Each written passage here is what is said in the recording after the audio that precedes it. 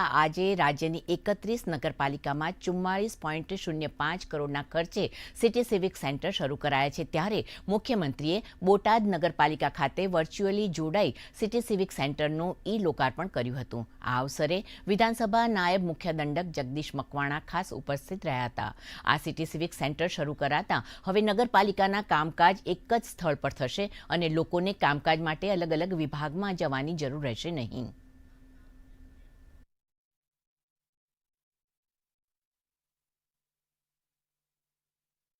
આ બોટાદ નગરના તમામ નગરજનોને અપીલ કરું છું કે આપ સૌને એક જ સ્થાનેથી આનો લાભ લેવા મારી વિનંતી પણ છે। નગરપાલિકાના સ્ટાફ દ્વારા ઉપસ્થિત રહી એક આ સરસ મજાની સુવિધાઓનો શુભારંભ થયો છે, ત્યારે નગરજનો પણ આનો વિશેષ સ્વરૂપે લાભ લેશે અને લોકોમાં એક હર્ષ અને ઉલ્લાસ જોવા મળ્યો છે કે હવે અમને એક જ જગ્યાએથી બધા જ જરૂરી આધાર પુરાવાઓ મળી રહેશે।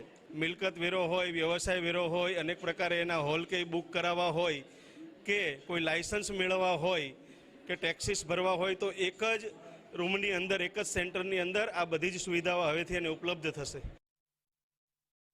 પંચમહાલ જિલ્લાના હાલોલ ખાતે